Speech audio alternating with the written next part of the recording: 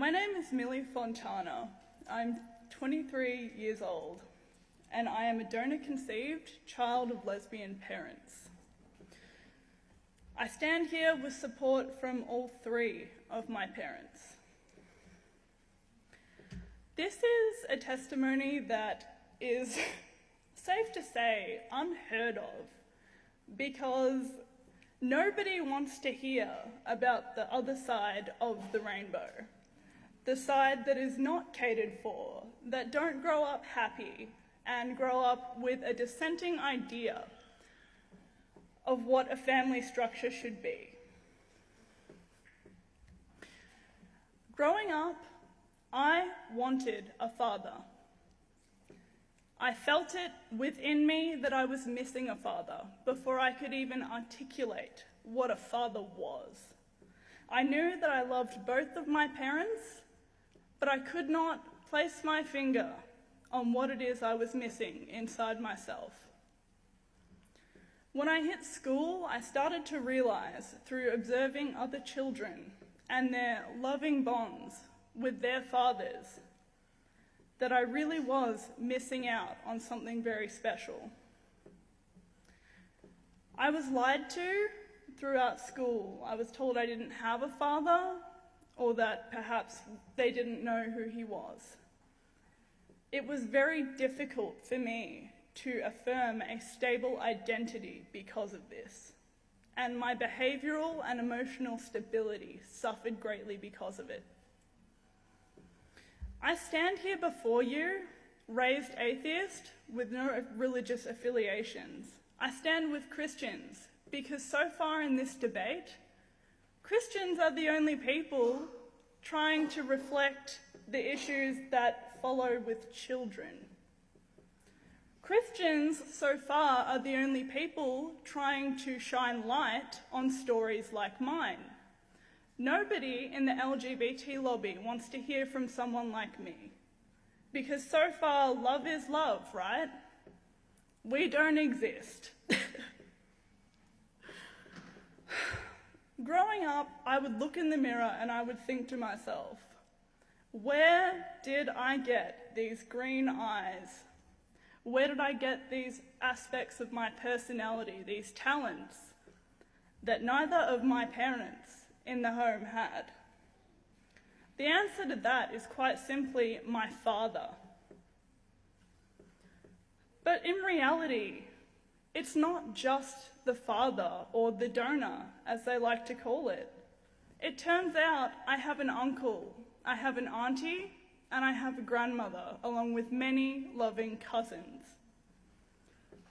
When they chose what parts of my identity were acceptable to reveal to me, they took something from me. And where other children were able to look in the mirror and reconcile those missing parts and say, I love my mothers or my fathers, I could not, because in my eyes, who were my parents to decide what parts of me were acceptable to reveal to me? Meeting my father at 11 years old was probably the only time I had been a stable child. I saw for the very first time who I was. I looked into his eyes and I thought, that is the missing part of me. Not because I'd fantasized about having a father, but because I could put a face to who I was. So I could look at somebody who was equally responsible for my existence. I could affirm my identity based on this man. And if I had not met my father, I would not be standing here with you today, because my emotional reaction to not having him in my life, even at such a young age, was devastating, and it caused me to regress in my development. I want to talk about real equality. There's a lot of talk about equality from the LGBT lobby, but I sort of wonder what their definition of equality is, because for me, equality was being told the truth, was being respected for who I was as a whole, and not just based on what my parents desired to let me know. Equality was being able to look at both sides of my genetic family and understanding who I was.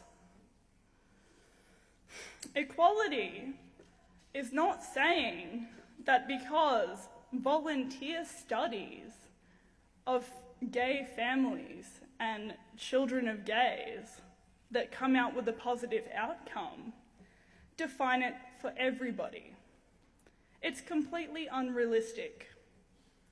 I heard this lie from the LGBT back in March, saying that children don't care who their family is and that men and women are interchangeable. I consider this in itself to be a form of gender discrimination. Men and women offer complementary roles in child rearing and should probably be respected equally.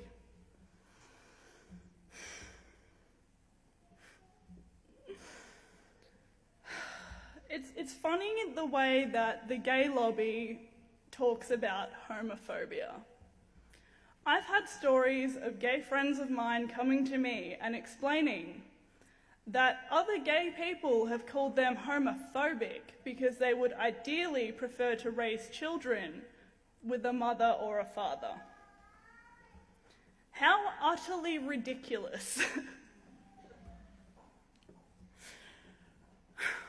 Was I homophobic when I was looking in the mirror, wondering where my father was? Was I homophobic when I looked at both of my loving parents and pleaded with them to tell me who I was? Absolutely not. But I do love all three of my parents equally.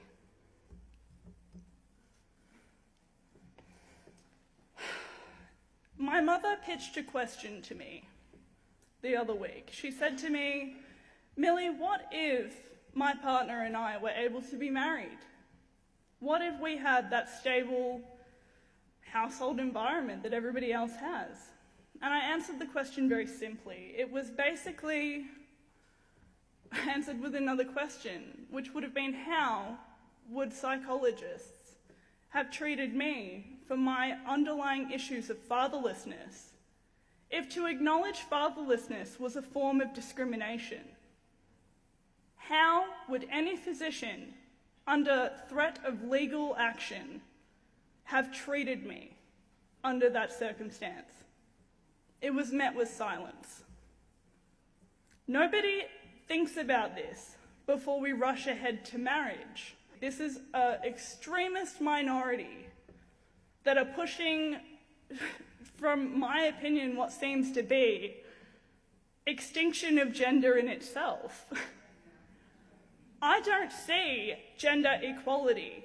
I see a pitch to get rid of gender altogether.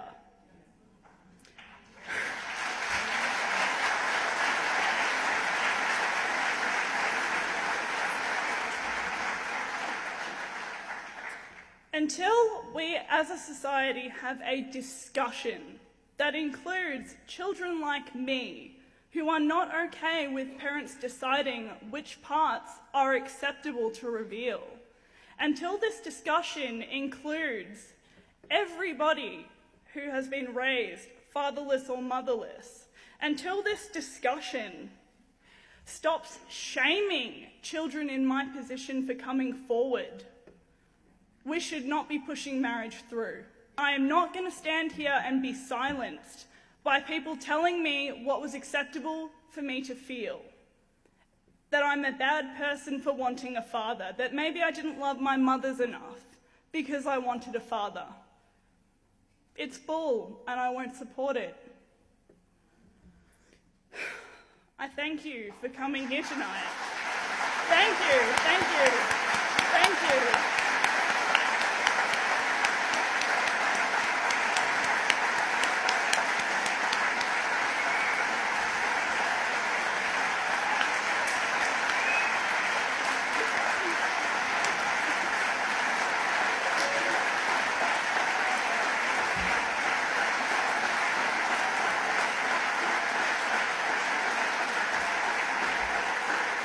finish, thank you so much for the standing ovation, but I just want to say that it's really great to see everybody here in support of the same cause, because everybody deserves a voice, and I won't stand here and let people shame Christians or anybody of faith, just based on faith, for standing up for children, because it's ridiculous.